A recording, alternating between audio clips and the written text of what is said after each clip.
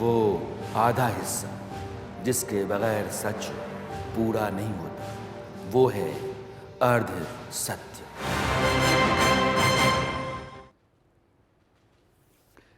देश में एक राज्य है पश्चिम बंगाल। पश्चिम बंगाल में एक ज़िला है नॉर्थ 24 परगना, और वहाँ एक जगह है संदेशखाली। उस इलाके में 3 नाम की चर्चा है: शाहजहां शेख, उत्तम सरदार और शिबू हाजरा।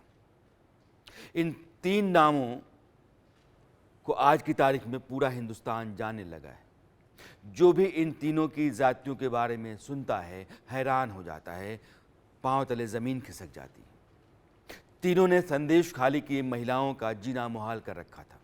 पता नहीं कब से ये सब चल रहा था, पता नहीं क्यों महिलाओं की चीख महज 75 किलोमीटर दूर कोलकाता तक नहीं पहुंच पा रही थी। तीनों के आतंक से पूरा इलाका थर्राता था। ये तीनों संदेशखाली के गुनहगार हैं। इन तीनों से जुड़े बहुत सारे सवाल हैं जिनके जवाब आज की तारीख में देश जानना चाहता है। संदेशखाली की महिलाओं पर जो जुल्म इन तीनों ने किए, उसकी बहुत सारी कहानियां सामने आ रही हैं, दहलाने वाली। जब से देश के लोगों को यह पता चला, उनका साथ मिला, संदेशखाली की महिलाओं का हौसला बढ़ा है। वो खुलकर सामने आ रही हैं, जुबान खोल रही हैं, अपने साथ जो गुजरी है उसके बारे में बोल रही हैं। शाहजहां शेख के काले कारनामों की पोल खोल रही हैं। इन महिलाओं को सुनिए आप। नहीं, वो देने से क्या होता है? हमें हम अपना जमीन चाहिए, हमारा मान सम्मान जो है वो वापस चाहिए। वो मिलेंगे दोबारा से? जो हमें उठा के पीटता था, मारता था, जो लड़कियों को उठा के ले जाता था, वो मान सम्मान वापस कर सकता है क्या? कौन कौन करता था? नाम क्या है? ये शाहजहां, उसके वाहिनी में है शिबू, उत्तम, संजू, रोंजू, और भी बहुत है। आप लोग जो आंदोलन कर रहे हैं उसके बाद से आप लोगों के ऊपर कैसे? रात भर हम सो नहीं पाते। रात को आके गेट में, खिड़की दरवाजा में वो लोग खोलने की बोलते रहते हैं, लेकिन हम खोलते नहीं है। अब पुलिस है कि आम इंसान है ये तो पता नहीं है, लेकिन सारा यूनिफॉर्म में नहीं रहते हैं। रात को जब आते हैं वो लोग 12 बजे की बात, 1 बजे की बात, आके टॉर्च मारते हैं, गेट पीटने लगता है, लेकिन हमने कभी खोले नहीं है। देर रात में सोते समय कोई आदमी आके दरवाजे पर खटखटाने लगता है, आवाज़ देने लगता है, और घर के भीतर सोई हुई महिलाएं दहशत से भर जाती हैं। ये इलाका है पश्चिम बंगाल का संदेशखाली। जिस महिला को अभी आप सुन रहे थे, यही डर है, यही दहशत है, यही है जो उनके ऊपर गुजरी है। शाहजहां शेख, उत्तम सरदार, शिबू हाजरा का किया हुआ। इन तीनों का सबसे बड़ा परिचय यही है कि तीनों तृणमूल कांग्रेस के नेता हैं। इन तीनों की सबसे बड़ी ताकत यह है कि तीनों ममता बनर्जी के खासम खास हैं। संदेशखाली मामले में जिन 17 लोगों की गिरफ्तारी हो चुकी है, उसमें नंबर 1 है शिबा प्रसाद हाजरा, यानी कि शिबू हाजरा। शिबू हाजरा के बारे में कई खुलासे हो रहे हैं। शिबू हाजरा के खिलाफ संदेशखाली पुलिस स्टेशन में रेप की एक नई शिकायत भी दर्ज की गई है। राष्ट्रीय महिला आयोग के दखल देने के बाद बहुत मुश्किल से उसके खिलाफ मामला दर्ज हुआ। शिबू हाजरा संदेशखाली के मास्टरमाइंड शाहजहां शेख का सबसे करीबी गुर्गा है। इसका हौसला कितना बढ़ा हुआ था, आप इससे समझिए कि शुरुआत में जब संदेशखाली की महिलाएं शाहजहां शेख की गिरफ्तारी की मांग को लेकर सड़कों पर उतरी, तो शिबू हाजरा अपने गुंडों के साथ उन्हें धमकाने पहुंच गया। यह अलग बात है कि महिलाओं का हौसला बढ़ गया था, वो गुस्से से पागल हुई पड़ी थी, और वो जा करके जो पोल्ट्री फॉर्म था शिबू हाजरा का, उसको फूंक डाला उन लोगों ने। बाद में यह सच भी सामने आया कि शिबू हाजरा का जो पोल्ट्री फॉर्म है वो भी अवैध था। उसने सरकारी जमीन और गांव वालों की जमीन को हड़प करके उस पोल्ट्री फॉर्म को बना रखा था। संदेशखाली मामले में दर्ज एफआईआर में गैंग रेप की धारा जोड़े जाने के बाद शिबू हाजरा को गिरफ्तार किया गया। रेप के साथ शिबू हाजरा पर धमकाने और जमीन कब्जाने के भी मामले हैं। आप सुनिए कि संदेशखाली की महिलाएं उसके बारे में क्या बता रही हैं। सुनते ही लगता है कि किस तरह की दुनिया है, कितनी दहशत है और कितनी पीड़ा इन महिलाओं ने झेली होगी। হচ্ছে রাত বিরেতে বাইক বাহিনী এসে উত্তম সর্দার, শিবু হাজরা এবং সাজান শেখের কথাতেই এগুলো হচ্ছে। উনিও মাঝে মাঝে আসেন, আমাদেরকে এখান থেকে বাড়ির থেকে তুলে নিয়ে যাওয়া হয়। মানে স্বামীদেরকে বলা হয় যে আপনারা ঘর সামলান, আর মহিলাদেরকে আমাদের এখানে পাঠাতে হবে মিটিংয়ের জন্য। কিন্তু মিটিং টিটিং ওসব কিছুই না, আমাদেরকে দিয়ে ওনাদের মনোরঞ্জন করানো হতো। প্লাস হচ্ছে ওনারা কি খাবেন না খাবেন সেগুলো বানিয়ে দিতে হতো আমাদের, যেটা পিঠে পুলি সেগুলো আমাদের বানিয়ে দিতে হতো। এবং আমরা যদি সব মহিলাই একসাথে যেতাম, গেলে মানে এ পাড়ার 10 জন ও পাড়ার 10 জন এরকম করে নিয়ে যেতেন। তো যাওয়ার পরে ওখানে সিলেকশন হতো যে কোন মহিলা দেখতে সুন্দর, কোন মহিলা হচ্ছে স্বাস্থ্য শরীরটা ভালো, দেখতে ভালো, সেরকম মহিলা দেখে ওনারা সিলেক্ট করে রাখতেন। আর বাদ বাকি জনকে বলতেন তোমরা বাড়ি চলে যাও। शिबू हाजरा का पाप। और अब बात उत्तम सरदार की। उत्तम सरदार की भी गिरफ्तारी हो चुकी है। उसे 10 फरवरी को छेड़छाड़ के मामले में गिरफ्तार किया गया था, लेकिन उसकी चालबाजी देखिए कि सत्ता का संरक्षण इन गुंडों को मिला हुआ है। इसकी बानगी आपको दिखाता हूं। इतना हल्ला हंगामा के बावजूद उसे जमानत मिली, लेकिन लोगों की नाराजगी के कारण या उसके दबाव में उत्तम सरदार को फिर गिरफ्तार किया गया, पुलिस के काम में अड़चन डालने के लिए। उस आरोप में उत्तम सरदार को गिरफ्तार किया गया दोबारा। सोचिए, आज जब संदेश खाली का शोर पूरे देश में गूंज रहा है, हर तरफ से पीड़ित महिलाओं को इंसाफ दिलाने की मांग उठ रही है, तब भी इन गुंडों का हौसला इतना बढ़ा हुआ है।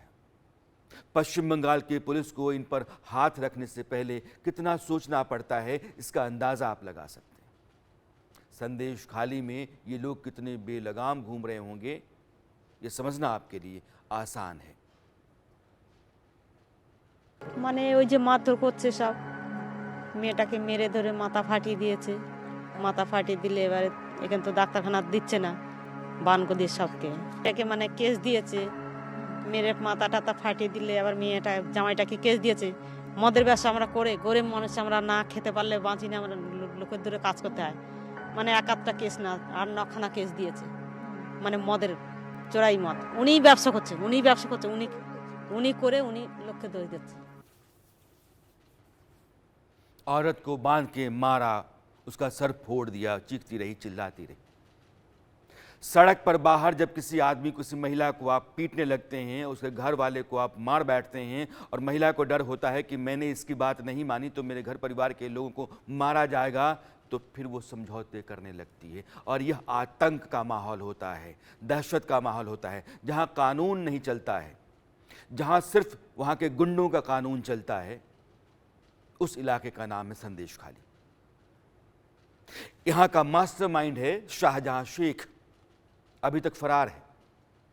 बीजेपी आरोप लगाती है कि ममता सरकार के संरक्षण की वजह से ही शाहजहां शेख की गिरफ्तारी नहीं हो पा रही है। सोचिए, पश्चिम बंगाल के हालात कैसे हैं। संदेश खाली की महिलाओं का सबसे बड़ा गुनाहगार है शेख शाहजहां, अभी तक पुलिस की गिरफ्त से बाहर। वो भी तब जब पश्चिम बंगाल के मुख्यमंत्री खुद महिला हैं, और उन पर महिलाओं के शोषण करने वाले को बचाने का आरोप लग रहा है। ये ममता सरकार की सरपरस्ती का ही असर है कि शाहजहां शेख का इशारा ही संदेश खाली में फरमान बन जाता था। 42 साल का शाहजहां शेख पूरे नॉर्थ 24 परगना में भाई के नाम से जाना जाता है। उसके इशारे पर ही राशन घोटाले की जांच करने पहुंची ईडी और सीआरपीएफ की टीम पर हमला किया गया था।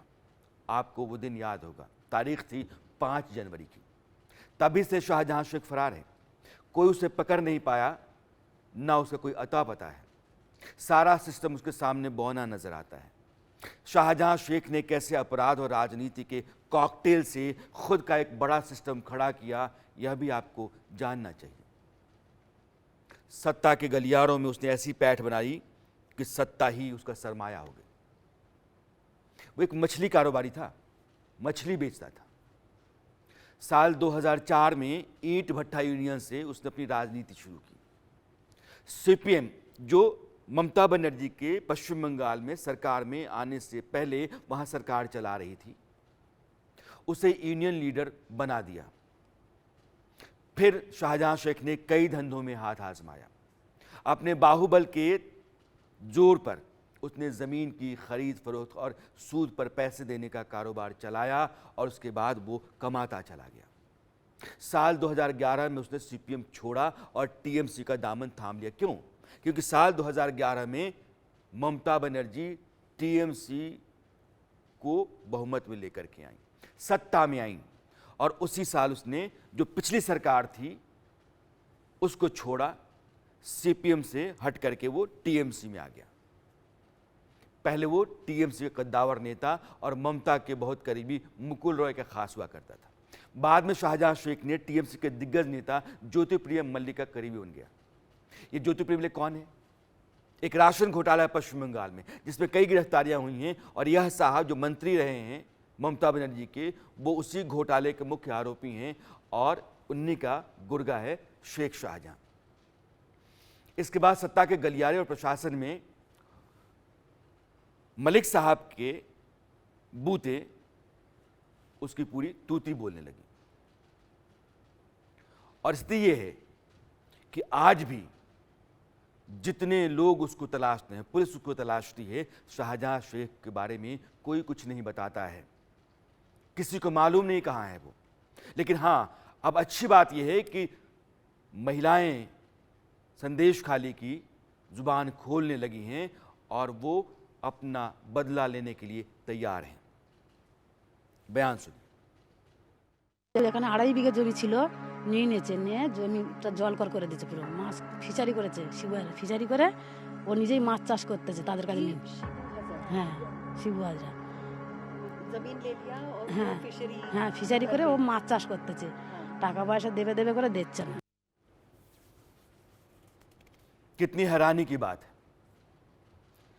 टीएमसी का दफ्तर रंगरेलियां मनाने के लिए बदनाम हो गया। टीएमसी के नेता संदेश खाली में राजनीति के साथ वो सब कुछ कर रहे थे जिसे सभ्य समाज में किसी भी कीमत पर मंजूर नहीं किया जा सकता। सबसे बड़ी बात, किसी भी पॉलिटिकल पार्टी का दफ्तर गरीब मजलूमों के लिए बहुत ख़ास होता है। वहाँ अपने छोटे मोटे काम के लिए आते हैं, उम्मीद से आते हैं। कोई राशन कार्ड बनवाने आता है, कोई आधार कार्ड बनवाने आता है, कोई वोटर कार्ड बनवाने आता है, कोई सरकारी काम लेकर के आता है। सर्टिफिकेट वगैरह बनवाना है तो लोग पॉलिटिकल पार्टी के दफ्तर जाते हैं। वहाँ पहुँचना उनके लिए किसी सरकारी दफ्तर की बजाय आसान होता है। वो किसी लोकल छोटे नेता की मदद से वहाँ बैठे बिठाए नेताओं से गुहार लगा करके पहुँच जाते हैं। राहत की उम्मीद उन्हें पार्टी दफ्तर तक पहुँचा देती। लेकिन संदेश खाली में टीएमसी के दफ्तर को शाहजहां शेख ने बदनाम कर दिया, जबकि लोग बताते हैं कि संदेश खाली में टीएमसी को सबसे ज़्यादा वोट मिलता है। पार्टी को 90% से ज़्यादा समर्थन हासिल था। या कहिए कि ऐसे ही गुंडे मवालियों को पैदा करके उनका डर, उनका दहशत का माहौल तैयार करके वोट लिया जाता रहा। जो लोग भुक्तभोगी हैं, जो महिलाएं तकलीफ से गुजरी हैं, दर्द सही हैं, उनको आप सुनते रहिए और फिर सुनिए। লাগানো ছাড়া অন্য কিছু না, এখানে অন্য কোনো পার্টি নেই যেখানে আপনার 98% ভোট পেয়ে যায়, পেয়ে গিয়ে মানে মানে নিরপেক্ষভাবে জিতে যায়। সেখানে এখানে অন্য পার্টির গল্পটা আসবে কেন? এখানে আপনারা জানেন না যে ভোটের মানে এখানে কোনো অন্য কোনো পার্টি নেই কেন? আজকে যারা উনি বলছেন আরএসএস বামপন্থী, ওই একটা মেম্বারকে উনি দেখান যে এখানে আছে ওনার তরফ থেকে কেউ নেই এখানে। তো এই মানে ফলস তকমা লাগিয়ে দেওয়াটা উনি বন্ধ করলে খুব ভালো লাগে। আর মহিলাদের বহিরাগত বলা, হ্যান ত্যান বলা, তো বহিরাগত সবই যখন, তাহলে উনি ভোট ব্যাংকে জিতবেন কি করে? আমার এখানে বাড়ি, আমি এখানে 20 বছর হচ্ছে বিয়ে হয়েছে, 20 বছর আমার হচ্ছে ম্যারেজ লাইফ 20 ইয়ার্স। তো আমি এইখানে মানে আমি এখানকারই বাসিন্দা। তো উনি এইখানে দাঁড়িয়ে উনি বারবার এই যে মহিলাদের বলছেন, মহিলাদের মুখ ঢাকার কথা বলছেন। কি করবে? তাদের জীবনে বাঁচার তাগিদা তারা মুখ ঢেকে কথা বলছে। যে মুখের যে ওই যে মুখের ফেসটা দেখছে না, ওই ফেসটা দেখার পরে মানে ওই ফেসটা দেখে বলছে এটা কার বউ বলতো, এটা কার বউ বলে তার না তাকে আগে থ্রেট কর, তারপরে বউটার ব্যবস্থা করছি। এটাই আমাদের এখানে। যে শব্দটা এই ফার্স্ট টাইমে এখানে শুনলাম। এই ধরনের যে কোনো পার্টি আছে আমাদের জানা নেই। আমরা টিএমসি করি, পুরো আমাদের এই সন্দেশখালী এরিয়া আমরা টিএমসি করি, এখানে আর কোনো পার্টি নেই। আমরা সবাই একটাই পার্টি, টিএমসি পার্টি। मछली बेचने वाला, ईंट भट्टा चलाने वाला, सूद पर पैसे देने वाला, गुंडागर्दी के जरिए इलाके में अपना डंडा चलाने वाला नेता बन जाता है, सीपीएम जाता है और उसके बाद टीएमसी में आ जाता है, ममता बनर्जी के खासम खास हो जाता है। शाहजहां शेख का पूरा रोल संदिग्ध है, वो देश विरोधी गतिविधियों में शामिल हो सकता है, इस बात की आशंका है और यह आरोप भी है। शाहजहां शेख पर बांग्लादेशी घुसपैठियों को भारत में एंट्री कराने के आरोप भी हैं। उसका अभी तक कोई अता पता नहीं है, मैंने कई बार आपसे कहा है। इसलिए एक आदमी जो ईडी पर हमले करवाता है, सीआरपीएफ पर हमले करवाता है, फरार हो जाता है और उसके बारे में कहीं कोई जानकारी नहीं होती है, क्योंकि उसके रसूख सीमा पार बांग्लादेश तक में है। ईडी ने शाहजहां शेख के खिलाफ आउटलुक नोटिस जारी करके रखा है। बावजूद इसके जहां भी है वो सलामत होगा। ऐसी चर्चा है कि वो बांग्लादेश भाग चुका है। ऐसे गुनाहगार के बचाव में ममता बनर्जी जुटी नजर आती हैं तो तकलीफ होती है। संदेश खाली मामले में सख्त एक्शन करने की बजाय वो सियासी नफा नुकसान में उलझी नजर आती हैं। इसलिए ममता बनर्जी को सुनना जरूरी नहीं है, जो कहती हैं उसको समझना जरूरी है। কোনো অন্যায়কে কোনোদিন প্রশ্রয় দিইনি এবং আমি ইনিশিয়েটিভ নিয়ে স্টেট কমিশন পাঠিয়েছি। 17 জনকে অ্যারেস্ট করা হয়েছে এবং আপনারা দেখেছেন যারা মুখে মাস্ক পরে পরে ছবি তুলছে, ধরাও পড়েছে বিজেপির কর্মী, কিভাবে তারা বাইরে থেকে নিয়ে এসে একটা এলাকাকে অশান্ত করার চেষ্টা করেছে। আগে টার্গেট শেখ শাহজাহান। ये मामला तब और गंभीर होने लगता है जब संदेश खाली में जो सरकार है, जो व्यवस्था है, वो चुप सी होती जाती है या फिर वो बचाव में नजर आती है। संदेश खाली अपने आप में संगीन सवाल है। संदेश खाली का सच सामने आना ज़रूरी है। संदेश खाली की महिलाओं के जो गुनहगार हैं उनको सज़ा दिलाना ज़रूरी है। संदेश खाली की चीखें इस देश में इंसाफ मांगती हैं और इंसाफ उनको दिलाना ज़रूरी है। अरसत में आज इतना ही। मेरी आपकी मुलाकात कल फिर होती है, तब तक ले दीजिए विदा। नमस्कार। वो आधा हिस्सा जिसके बगैर सच पूरा नहीं होता, वो है अर्ध सत्य।